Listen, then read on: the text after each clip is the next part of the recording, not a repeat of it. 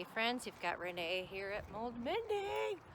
I went to go pick up some food, which is a couple blocks away from my house. Had my husband drop me off and decided I would walk it home. But they didn't have the goodies we wanted for some friends of ours. The menu changed, so I'm still walking home, but with less things to carry. Anyway, I wanted to share with you, with this stinking mold illness, there's always a surprise. So, had a very busy week and nothing new that I introduced except I tried a new lip balm.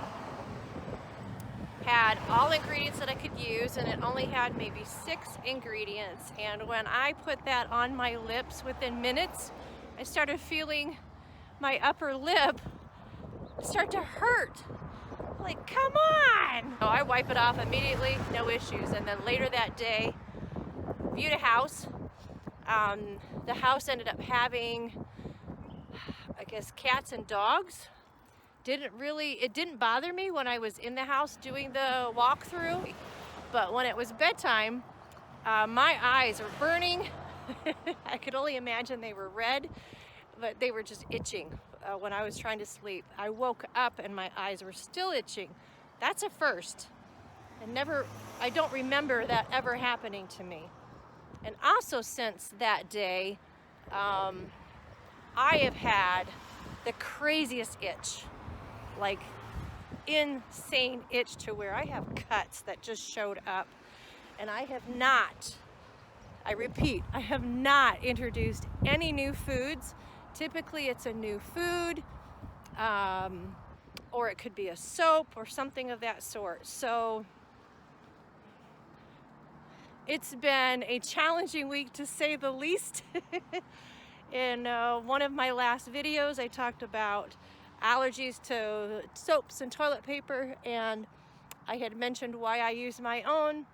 And so we'll just let you figure out the rest of a lot of areas where I've got cuts. The legs, just not comfortable.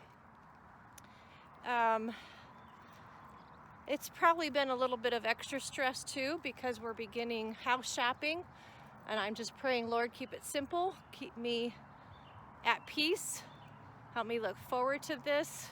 I don't want to be emotionally cray-cray with it. So anyway, I thought I would just share a little bit of what someone with mold illness deals with out of nowhere when you just try a little lip balm, or you go into a house that's not yours and you react to it. And that's unfortunate that now that I'm house hunting, this could be something I will have to deal with. So we have made a non-negotiables list, and going into that house was a good training ground for me. Of going back into this a second time after having been diagnosed with mold illness, and just being firm with, here's the non-negotiables that I will not do. And that's going to be, if we can figure it out, making sure the previous owners or house I walk into doesn't have cats or dogs, so I don't deal with this reaction again. So I'm choosing to be well. I'm choosing to be sane. I am doing the things on the list that are most important, and the other things, such as lots of cleaning of the house or whatever, that's bottom of the list right now. I've got to stay on top of the dust. Oh, what's the other thing? I also started purging some papers each time that I touch my papers. And mind you, we've only lived in this house for 6 years, so I only have papers as old as 6 years. That's it.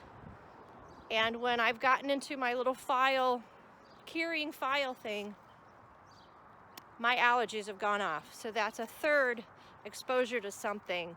And that just shows, I'm not fully well yet, because I'm having these crazy allergic reactions to dust that gets, and again, it's in a waterproof, no, it's not in a waterproof thing. They're in plastic bins with lids on top, And the files, you know, you would think the files would be dust-free. I open them up and I'm just reacting to it. So, little hint to all of you that think that doing your file system in an enclosed space, that paper still will somehow get dust, it will start decomposing, and it will have that buildup on it. So this is a lesson for as we are prepping to move, to definitely keep our next house as digital, you know, digital files versus paper files as possible. But that's going to be difficult because I am a notes taker. I love to write down things on paper. So I'm going to have to figure out a system to avoid stacks of notebooks for the different topics and different ministries and projects that I am in. I will figure that out when I cross it. So just wanted to share that with you. Wondering how you are doing today. I'd love to hear in the comments, and hoping that you are doing well. So remember, we can be well even while ill. Chat with you soon.